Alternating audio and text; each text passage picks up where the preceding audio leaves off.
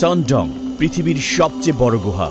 এই গুহা এতটাই বড় যে এর ভিতরে একটা নিজস্ব স্বয়ংক্রিয় ইকোসিস্টেম রয়েছে। এর মধ্যে রয়েছে নিজস্ব আবহাওয়া ব্যবস্থা। সাধারণত আকাশে যে মেঘ দেখি, গুহার ভিতরের শত শত মিটার ভূগর্ভে একই মেঘ তৈরি হয়। সনডং এর ভিতরে লুকিয়ে আছে এক অবিচ্ছন্ন আদিম বন আর বিশাল এক ভূগর্ভস্থ নদী। স্বচ্ছ মাছ থেকে শুরু করে রঙিন বানর, এখানে সবই দেখতে পাওয়া যায়। এই গোপন জগতে বাস করছে 250টিরও বেশি উদ্ভিদ ও প্রাণীর প্রজাতি। সম্প্রতি এখানে 7টি নতুন প্রাণীর সন্ধান মিলেছে, যা শুধু এই গুহাতেই পাওয়া যায়। প্রায় 9 কিলোমিটার দীর্ঘ এই গুহার ভিতরে রয়েছে 38.5 মিলিয়ন ঘনমিটার জায়গা এবং এর পথঘাট এতটাই বিশাল যে এখানে 40 তলা উঁচু একটি দালান দাঁড় করানো যাবে। এই স্ট্যালাগমাইটগুলো ঠিক যেন প্রাচীন সুউচ্চ মিনারের মতো মাথা তুলে দাঁড়িয়ে আছে। এই গুহার ভিতরে হাঁটতে হাঁটতে নিজেকে ছোট কোনো কীট পতঙ্গ মনে হওয়া খুবই স্বাভাবিক। পাথর কি কখনো নিজের দিকে নড়তে পারে? সনডং এ এমনও ফাইটোক্রাস্ট পাথর রয়েছে যেগুলো অর্ধজীবন্ত জীবের মতো সূর্যের দিকে এগিয়ে চলে। বিরল প্রজাতির মুক্তা এবং আরো অনেক ইউনিক ফরমেশন এখানে পাওয়া যায়। এটা গঠন হওয়ার পর 30 লক্ষ বছর পৃথিবী এই গুহার অস্তিত্ব সম্পর্কে কিছুই জানত না, যতদিন না পর্যন্ত এটি 2009 সালে ভিয়েতনামে পুরোপুরিভাবে আবিষ্কৃত হয়। এখন আপনারা দেখবেন পৃথিবীর সব থেকে বড় গুহা। নিরাপত্তা ও সংবেদনশীল পরিবেশ রক্ষার জন্য ভ্রমণকারীদের এখানে একক প্রবেশ নিষেধ। এই অভিযান পরিচালনা করে অক্সালাস, যা একমাত্র অনুমোদিত সংস্থা। সনডং এ পৌঁছাতে আমরা 9 ঘন্টা ধরে জঙ্গলের মধ্য দিয়ে হাঁটছি এবং এখন আমাদেরকে পৃথিবীর 3য় বৃহত্তম গুহা এন গুহার মধ্য দিয়ে যেতে হবে, যা পৃথিবীর বৃহত্তম গুহার প্রবেশদ্বার হিসেবে কাজ করে। যে কোনো সম্ভাবনার জন্য পুরোপুরিভাবে প্রস্তুত থাকা জরুরি। তাই এই যাত্রা শুরু করার আগে আমরা সনডং এবং তার আশপাশের এলাকাটা করেছি, যাতে আমরা প্রয়োজনীয় সবকিছু জানতে পারি। এখন আমরা গুহার ভেতরের সমুদ্র তটের দিকে যাচ্ছি। শতাব্দীর পর শতাব্দী ধরে পার্শ্ববর্তী নদী থেকে বহমান পানি ধীরে ধীরে এই স্থানটি খোদাই করেছে। ছাদের উচ্চতা 145 মিটার এবং প্রস্থ 200 মিটার। এখানে বন্যার সময় খালি অংশের অধিকাংশই পানির নিচে তলিয়ে যায়। আপনি ওখানের বাস্কেটটি দেখে এটা বুঝতে পারবেন। এখানের পানির স্তর এতটাই বাড়ে যে ওই উঁচু স্থান পর্যন্ত জিনিসপত্র ভাসিয়ে নেয়। আমাদের সামনে থাকা এই মনোমুগ্ধকর হ্রদে গোসল না করে থাকাটা সত্যি অসম্ভব ছিল। সন্ধ্যা নামার সাথে সাথে গুহার ভিতরে পাখিদের ডাক প্রতিধ্বনিত হচ্ছে। এই গুহার নামকরণ করা হয়েছে ভিতরে থাকা সুইফট পাখিদের নামে। তাদের পা দুর্বল এবং ছোট হওয়ায় তারা মাটি থেকে উঠতে পারে না। উড়ার জন্য তাদের উঁচু জায়গা থেকে লাফ দিতে হয়, আর মাটিতে পড়ে গেলে পাখিটির মৃত্যু অবধারিত। এই পাখিটির ভাগ্য খারাপ ছিল, তাই মৃত্যুবরণ করলো। সূর্যোদয়ের সঙ্গে সঙ্গে আমরা সনডং এ যাওয়ার জন্য প্রস্তুত। যদি আমরা এই গুহাটিকে একটি পাড়ার সাথে তুলনা করি, তাহলে সনডং তুলনামূলকভাবে একটি বিশাল শহর। এখন আমরা অন্ধকারে এগিয়ে যাব। আমি ভেবে বিস্মিত হচ্ছি সনডং এ আমাদের জন্য কি অপেক্ষা করছে। আমরা হেঁটে আগাচ্ছি আর মাটিতে থাকা পোকামাকড় লাফালাফি করছে। এখানের মাটি শত শত বছরের বাদুড়ের বিষটায় ঢেকে আছে। মাথার উপরে অসংখ্য বাদুড় গভীর ঘুমে ঝুলে আছে, কিন্তু তারা বারবার আমাদের উপর বিষটা ফেলছে। তাই উপরের দিকে তাকানো মোটে উচিত হবে না।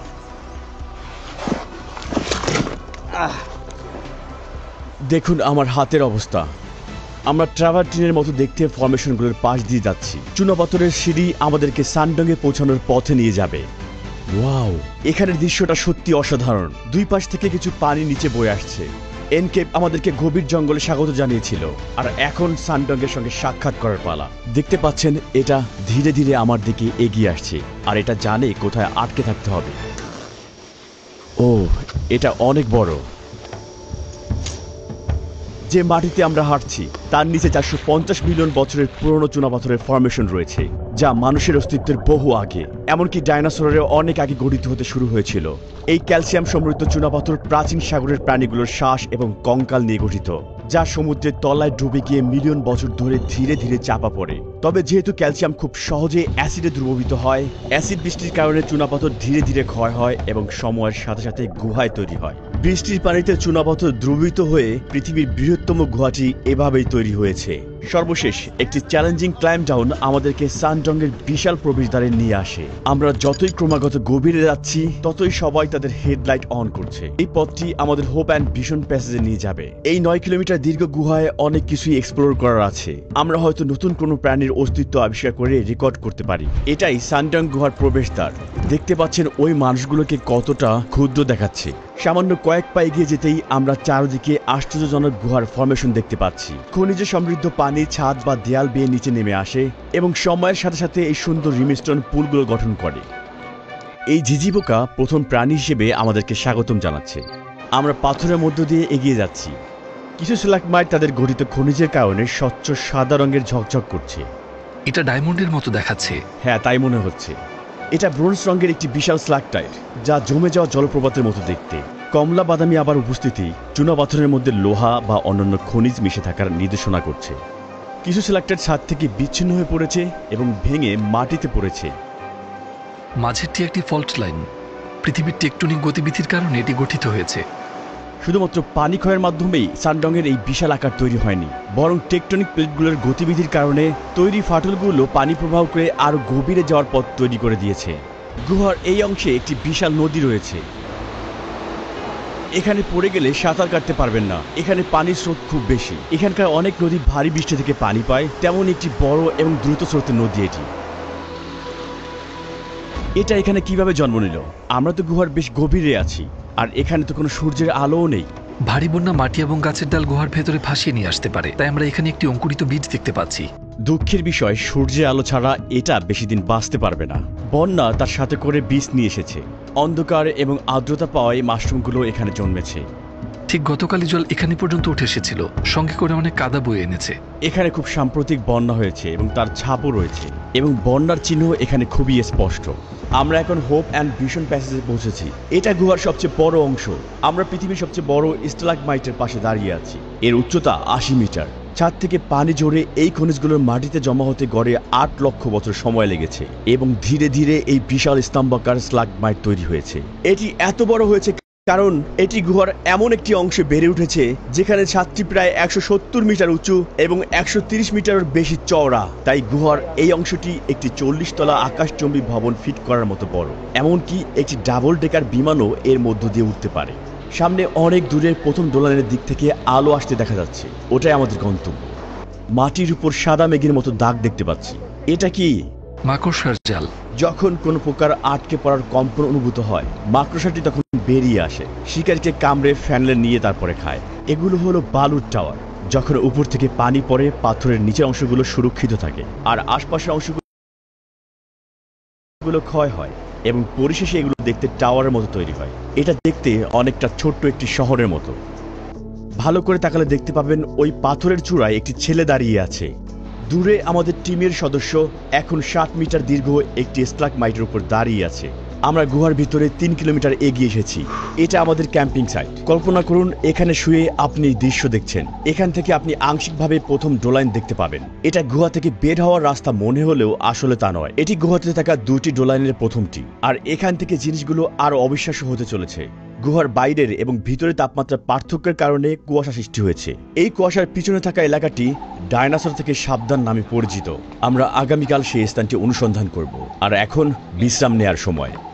এখন আমরা ১ নম্বর দোলনে যাচ্ছি। আশা করি আজ আমরা অনেক কিছু দেখতে চলেছি। চলুন যাওয়া যাক। আমরা প্রথম দোলনে পৌঁছানোর জন্য সরু পথে হামাগুড়ি দিয়ে এগোচ্ছি।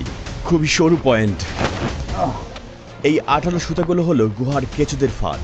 তারা লেজ থেকে নীল সবুজ আলো উৎপন্ন করে, যাতে উড়ন্ত পোকারা এই ১৮ সুতাগুলোর দিকে আকর্ষিত হয়। আর যখন পোকা আটকে পড়ে, লার্ভা তখন মুখ দিয়ে সুতাগুলো তুলে নিয়ে শিকারিটিকে খেয়ে ফেলে। এই চুনাপাথরটি দক্ষিণ পূর্ব এশিয়ার সবচেয়ে পুরাতন চুনাপাথর। এর বয়স ৪০ কোটি বছরেরও বেশি। কিছু সামুদ্রিক প্রাণী চুনাপাথরের অংশ হয়ে গিয়েছে, অন্যগুলো খনিজায়িত হয়ে জীবাশ্মে পরিণত হয়েছে, যেমনটা আপনি এখানে দেখতে পাচ্ছেন। পরে আমরা এই জীবাশ্মটির বিস্তারিত ব্যাখ্যায় আসব। আমরা প্রায় পৌঁছে গেছি। সূর্য। উপর থেকে পানির ফোঁটাগুলো মাটিতে পড়তে প্রায় ২০ সেকেন্ডের মতো সময় নিচ্ছে। এই দেয়ালটির উচ্চতা কত? এটা প্রায় ১৪০ মিটার উঁচু। এখানের সবকিছুই বিশাল।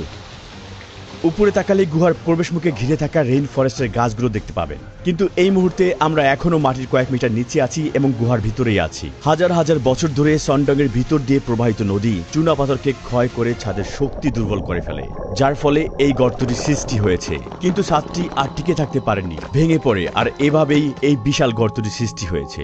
আলো এই শৈবাল এবং মশগুলোকে প্রাণ দিয়েছে। দুপুরে আমরা ২ নম্বর ডোলাইনে যাব। সেটা অনেক আলাদা। আপনারা সেখানে আসল বন্য প্রকৃতি দেখতে পাবেন। কিন্তু তার আগে চলুন এখানে থাকা শেষ দুটি অবিশ্বাস্য ফরমেশনের প্রথমটি দেখে নেই। এটিও একটি স্ট্যালাগমাইট, কিন্তু এটি ভিন্ন ধরনের। এটির অনন্য স্তরিত আকারটি ঝর্ণার কারণে সৃষ্টি হয়েছে। এগুলো ফাইটোকাস্ট ফর্মেশন। এগুলো বিরল চুনাপাথরের ফর্মেশন, যা ক্যালসিয়াম কার্বোনেটের সাথে শৈবাল, মশ এবং অণুজীবের বৃদ্ধির ফলে তৈরি। যেহেতু জৈবিক এবং ভৌতিক উভয় প্রক্রিয়ায় এগুলো গঠন করে, তাই এগুলোকে মনে হয় আংশিক জীবিত এবং আংশিকভাবে মৃত। এখানে আপনারা দেখতে পাবেন ফাইটোকাস্ট গঠনগুলো সূর্যের দিকে বেড়ে উঠেছে, যেন গুহা থেকে একটি হাত বাড়ানো হয়েছে। অন্ধকারে 1 কিলোমিটার উপর নিচ উঠতে উঠতে অবশেষে আমরা গন্তব্যে পৌঁছেছি। এটি দ্বিতীয় ডোলাইন, যা প্রথমটির তুলনায় অনেক বড়। এটা অবিশ্বাস্য সুন্দর। হঠাৎ করে যেন আমরা গুহার ভিতরে একটি বনের মধ্যে চলে এসেছি। এখানে দেখুন কত ঘন। এই অংশে গুহার ছাদ দুটি প্রধান ফল্টের সংযোগস্থলে ধসে পড়ে, ফলে পৃষ্ঠের উপর 252 মিটার উচ্চতার একটি ডোলাইন গঠিত হয়। ধসে পড়া গুহার ছাদের ফলে সূর্যের আলো প্রভাবিত হয়, যা একটি সম্পূর্ণ নতুন ইকোসিস্টেমের জন্ম দিয়েছে। চরম পরিবেশেও গাছপালা আর প্রাণীরা লড়াই করে টিকে আছে এবং এই জায়গাটিকে বদলে দিয়েছে এক অসাধারণ ভূগর্ভস্থ রেইন ফরেস্টে। আমরা যতই আলোর দিকে এগিয়ে যাচ্ছি, ক্রমাগত ততই বেশি উচ্চতার গাছ দেখতে পাচ্ছি। এখানকার মাটি এটিকে রেইন ফরেস্টে পরিণত করার জন্য আদর্শ উপাদান। এখানকার মাটির একটি বড় অংশ বাদুড়ের বিষ্ঠা দ্বারা গঠিত। এটি মিলিয়ন মিলিয়ন বছর ধরে জমেছে এবং অত্যন্ত উর্বর। এখানকার মাটি গভীর এবং ছোট ছোট গর্তে ভর্তি। প্রতিটি গর্তে একটি করে পোকা রয়েছে। পোকাগুলো এসব গর্তে শিকার ধরার জন্য ফাঁদ তৈরি করেছে। এই জঙ্গলটি বিশাল। জীববিজ্ঞানীরা এই অঞ্চলে 200-টির অধিক গাছের প্রজাতি এবং প্রায় 60-টিরও অধিক প্রাণী খুঁজে পেয়েছেন। গাছে কিছু বানর রয়েছে। এটি হয়তো একমাত্র গুহা যেখানে বানর বাস করে। সাধারণত প্রাইমেটগুলো তাদের আবাসস্থল হিসেবে গাছকে পছন্দ করে এবং গুহার পরিবেশ তাদের জন্য উপযুক্ত নয়। তবে এই অসাধারণ গুহাটি কিছু প্রজাতির জন্য নতুন বাসস্থান হিসেবে পরিণত হয়েছে। আমরা একটা সেন্টিপিড দেখতে পেলাম। এছাড়া এই বনে সাপও বাস করে। সত্যি এই বনের শব্দগুলো প্রশান্তিদায়ক। এমনকি যারা 2009 সালে এখানে প্রথম এসেছিলেন, তারা ভেবেছিলেন তারা হয়তো গুহার বাইরে পৌঁছে গেছেন। মনে রাখবেন, আমরা এখনো গুহার মধ্যে আছি। এটি নিজস্ব রেইন ফরেস্ট রয়েছে। উপর থেকে আসা সূর্যালোকের দিকে পৌঁছানোর জন্য সব গাছগুলো সরু কিন্তু লম্বা হয়ে ওঠে। এই কারণে গাছগুলো সাধারণত সরু হয়ে থাকে, কিন্তু তাদের প্রস্থের তুলনায় খুবই লম্বা। কিছু গাছ 40 থেকে 50 মিটার পর্যন্ত উচ্চতায় পৌঁছায়, কারণ গাছগুলো তাদের উচ্চতা বাড়িয়ে সর্বোচ্চ সূর্যালোক শোষণের চেষ্টা করে। এটি একটি শামুকের অবশিষ্টাংশ। বানর এই শামুকগুলো ধরার পর পাথরের সাহায্যে ভাঙে, তারপরে খেয়ে ফেলে। গুহার ভিতরে যেতে যেতে আমরা দেখতে পাই রেড শ্যাং বানরের রেখে যাওয়া নানা চিহ্ন। দেখুন এখানে কতগুলো শামুক। এই শামুকগুলোর বেশিরভাগই ভাঙা, যা সম্ভবত বানর খেয়েছে। আমরা গুহার এতটাই ভিতরে আছি যে প্রায় ভুলে গিয়েছি আমরা গুহার ভিতরে আছি। এখানেই আজ রাতে আমরা ক্যাম্প করব। গুহায় আজ আমাদের চতুর্থ এবং শেষ দিন, আর আজ আমরা একটি কাদাযুক্ত পথ অতিক্রম করে ভিয়েতনামের সেই গ্রেট ওয়ালে পৌঁছাবো। এখানে স্ট্যালাগমাইটগুলো বেশ আকর্ষণীয় দেখাচ্ছে, মনে হচ্ছে কোনো ভাস্কর্যের কাজ।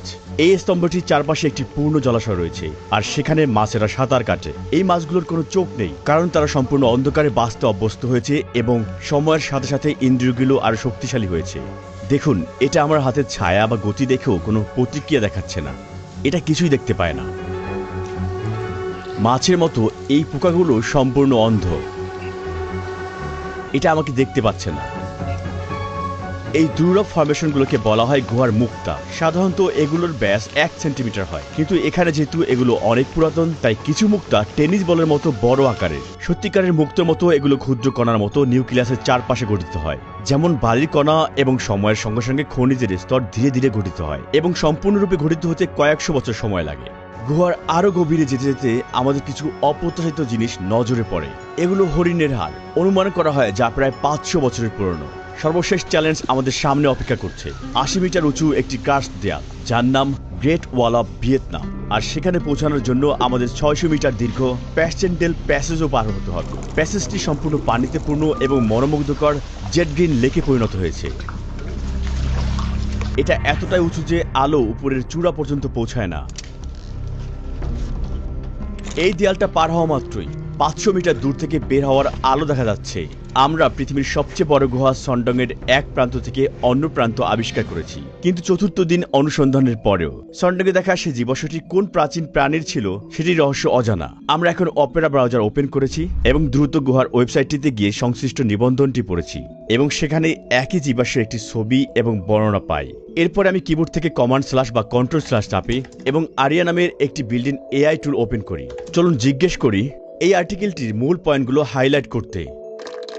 নিবন্ধনে দুটি ভিন্ন প্রবাল জীবাশ্মের কথা বলা হয়েছে, তবে কোন ছবিটি কোন প্রাণীর সঙ্গে সম্পর্কিত তা নির্দিষ্ট করা হয়নি। কিন্তু আরিয়ার ছবি শনাক্ত করার ক্ষমতা রয়েছে। চলুন ছবি আপলোড করে আবার জিজ্ঞেস করি। হ্যাঁ, এই জীবাশ্মটিকে টেট্রাকরোরিয়া হিসেবে চিহ্নিত করা হয়েছে। চলুন এই সামুদ্রিক প্রাণী সম্পর্কিত আরও তথ্য খুঁজি। প্রথমে আমি ট্যাব আইসল্যান্ড ফিচারটি ব্যবহার করছি, যা আমাকে সহজেই টপিক অনুযায়ী ট্যাবগুলো গ্রুপ করতে এবং সংকোচন বা প্রসারণের মাধ্যমে স্পেস বাঁচাতে সাহায্য করে। আমি ব্রাউজারে উইন্ডোটি দুই ভাগ করে দুটো টেক্সট একসঙ্গে পাশাপাশি দেখছি। এটা দেখতে পাচ্ছি যে টেট্রাকরোরিয়া বা রোগোসা, যা কয়েক মিলিয়ন বছর আগে বিলুপ্ত হয়ে গিয়েছে। মনে করা হয় যে এই মাংসভোজী প্রজাতি শিকার ধরতে সাহায্য করত এবং 10 সেন্টিমিটার পর্যন্ত লম্বা হতো। যেহেতু এটা আজ বিলুপ্ত, তাই আমরা নিশ্চিতভাবে জানি না এটা দেখতে ঠিক কেমন ছিল। তবে আরিয়ার ইমেজ জেনারেশন ফিচারের মাধ্যমে আমরা এই প্রাণীগুলোর কিছু সম্ভাব্য ছবি তৈরি করতে পারি। এখানে একটি জীবন্ত টেট্রাকরোরিয়ার চিত্র দেয়া হলো, যা টেন্টাকলস হিসেবে আঁকা হয়েছে।